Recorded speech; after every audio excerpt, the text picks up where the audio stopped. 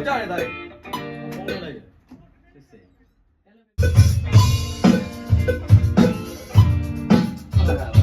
လေအစိုးထိမှန်တယ်အဲ့အစိုးပြီးတော့တစ်ချက်နဲ့ထားတာလွဲပါတယ်ဟော အဘိအဲ့နားလေးပြန် ဖုန်းလိုက်လိုက်ဖုန်းရင်တော့ ဘိုက်တော့